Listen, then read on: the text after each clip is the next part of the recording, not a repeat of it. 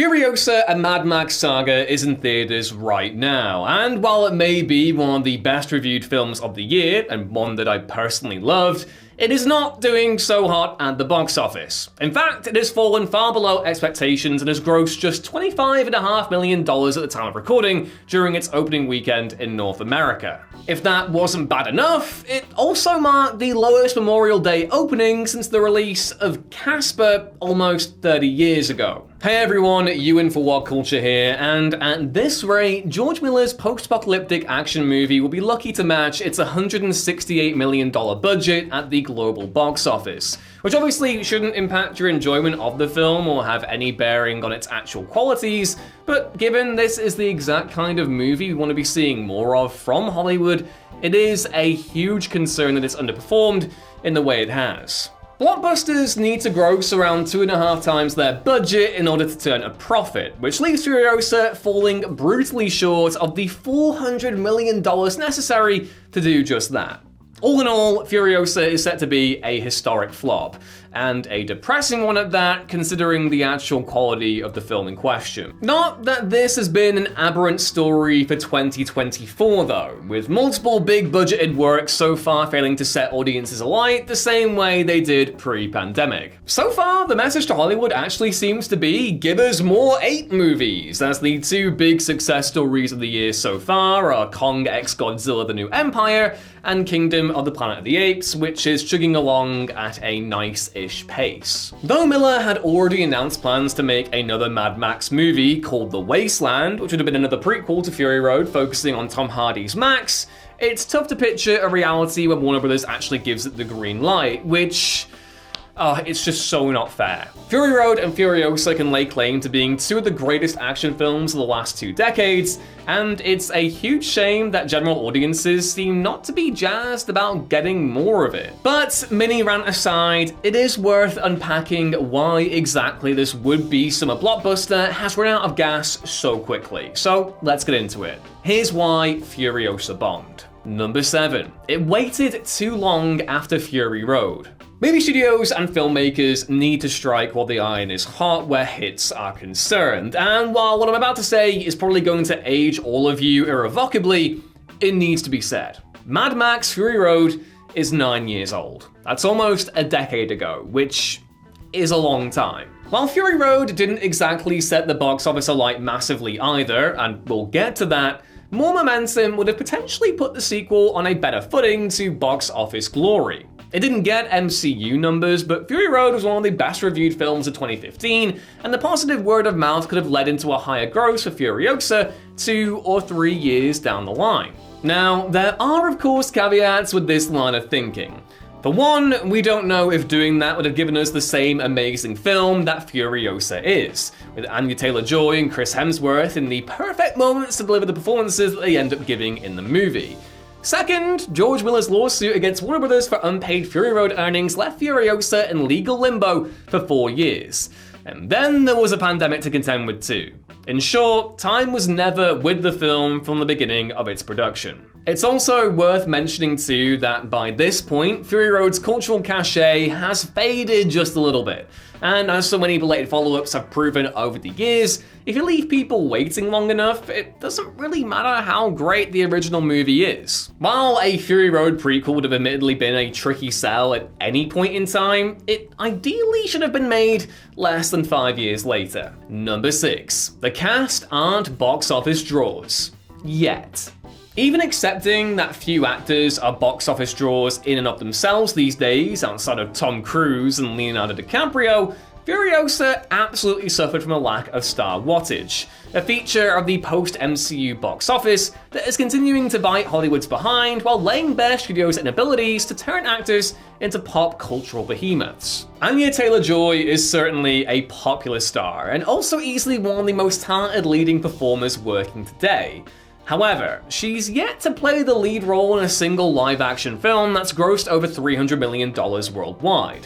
Obviously, blockbuster actors have to start somewhere, but when combined with the fact that Mad Max as a franchise has never been tentpole material, it doesn't make for a perfect financial marriage. Again, not saying that these decisions should motivate castings, because Taylor-Joy is phenomenal in the role, and I think it's fair to say we're all rooting for her to succeed, but it's an unfortunate reality Furiosa had to contend with all the same. As for Chris Hemsworth, while he's easily the most exciting Chris to have emerged from the MCU, having chosen some really interesting projects in between his runs as Thor, none of them have performed well financially, suggesting that general audiences aren't much interested in him when he isn't playing the God of Thunder. Their loss as Dementus is the best performance Hemsworth has given to date, but it does speak to the fact that the Marvel machinery has shifted audience attention from following actors and more to the franchise characters they inhabit. Compare this to the far higher star profiles of Fury Road's Charlize Theron and Tom Hardy, and the mainstream incentive to see Furiosa just wasn't there. Again, actors matter less to box office now than they ever did before, but even so, having a few A-listers with proven commercial track records never hurt any movie, and in that respect, Furiosa found itself hugely lacking. Number 5. General audience prequel fatigue. While there was considerable audience hunger for a Fury Road sequel starring at least Charlize Theron, if not also Tom Hardy, a prequel story which flings us back in time while recasting Furiosa and ditching Max entirely was always going to be a tougher sell. Even accepting the quality filmmaking on offer, and the film is brilliant, Furiosa put itself on the back foot to pull in audiences by sheer virtue of the fact it was a prequel and not a chronological follow-up. Yeah, the Mad Max franchise has never had a straight chronology, and Furiosa lays bare specifically the mythic, more interpretive aspects of the series, but prequels have proven to be box office poison over the last decade in particular, and it's a trend the film was unfortunately unable to buck. From the surprise flop of Solo: A Star Wars Story to last year's Hunger Games prequel doing only so-so business, prequels just seem to lack the intrigue of something that would be, on the surface, more fresh. Particularly when so many of them in recent years have tediously over-explained characters' backstories to cash in on the legacies of loftier predecessors. That unequivocally is not what Furiosa is doing. It's wonderful, but the studio's recent prequel obsession seems to have worn audience interest down, which may also bode poorly for the upcoming Quiet Place origin film set to drop later this year too. Number 4. Marketing that was mediocre. There's no denying that the marketing for Furiosa proved hugely divisive, even with those who love Fury Road. From the moment the first trailer dropped, many expressed concerns that Furiosa looked considerably more digital and green-screened than Fury Road did. Something I honestly believe we can lay blame for less on clearly unfinished special effects, and more on folks watching these trailers on social media or on their phones, where video compression is always going to make stuff look more jarring and less cinematic. On the big screen, that first Furiosa trailer played like gangbusters, but obviously the problem there is that people have to get to the cinema to see it, and well, that doesn't seem to be something people are getting into the habit of doing this year. But even if the trailer's underwhelmed, the marketing for Furiosa just felt very bland and unimpressive. After the juggernauts of Barbie and Oppenheimer last year, it seemed as if Warner Bros. Forgot how to build anticipation and intrigue, trotting out the same generically arranged character posters we get for every blockbuster, and following the same teaser, then full trailer, then second trailer routine, which gets repeated ad infinitum too. People came out for Barbie and Oppenheimer because they were a huge event, with the latter especially intimating that it was an essential big screen experience. WB failed to do that for Furiosa, maybe expecting that memories of Fury Road ripping people's faces off in the cinema would be enough, when really it needed some more obfuscation and event-level theatrics. And so, these factors led to a sure wave of apathy among mainstream moviegoers, translating to little social media buzz, enough that even rave reviews during release week couldn't turn the tide. Ultimately, once marketing has left a lackluster early impression, it's incredibly tough to undo the damage. Number 3. Mad Max has never been a blockbuster franchise.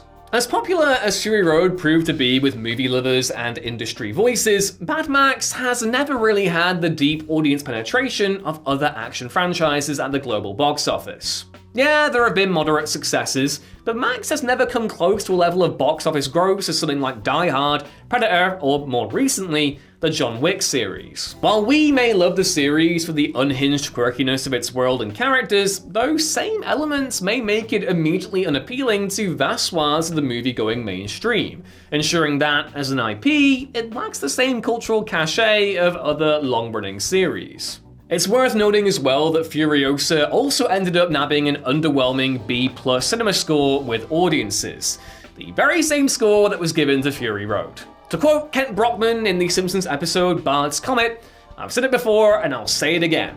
Democracy simply doesn't work." And again, given that Fury Road itself didn't explode at the box office, it's clear that the IP fundamentally isn't compatible with the mega budget treatment. Number 2, it failed to capture key demographics. While middle-aged men are obviously a coveted demographic for movies to get a hold of, in order for something to be a huge success and make back its multi-million-dollar budget, it's gonna need to spread its wings and fly to other pastures, namely women and also teenagers. Yet, early audience polling from Furiosa's opening weekend has the viewership failing to hit the necessary numbers with those demos, with women accounting for just 28% of moviegoers so far, and teenagers a staggering 2% as per deadline. Now, R ratings don't automatically mean box office failure, but for action films over the last 2 decades especially, the vast majority of the most successful have been PG-13 affairs. Obviously, that tide has shifted recently, and in no way do I think any of us would want Mad Max to lose its fundamental gnarliness, but it can't be ignored if we're looking to pinpoint why it's underwhelmed in that specific way. And number 1, 2024 has been a terrible year for the box office. And finally, it's impossible to ignore the fact that 2024 has been a historically awful year for the box office so far. And it's clear that audiences en masse just can't be enticed to leave their homes for many movies these days. Dune Part 2, Godzilla x Kong, and Kung Fu Panda 4 are the only major blockbusters to have turned a serious profit so far. And outside of Deadpool and Wolverine, Inside Out 2, and Despicable Me 4, the rest of the year is looking pretty bleak as far as big box office grosses are concerned. And so, on top of all the above factors, we must consider that Furiosa is just another tentpole film audiences are largely going to wait to watch at home, if at all. With streaming windows now shrunk down to rarely more than 6 weeks, which is just ridiculous, and a bleak global economy forcing many to carefully manage their spending, it's little surprise that Furiosa, a film which categorically failed to market itself as a must-see event, has joined a growing heap of box office flops. We know that people will leave the house if it's something they feel like they can't miss, whether that's Barbenheimer last year or Top Gun Maverick the year before, but so much of the marketing for Furiosa has felt as if it's been on autopilot. Treat the theatrical experience with the reverence it deserves, and butts get put in seats.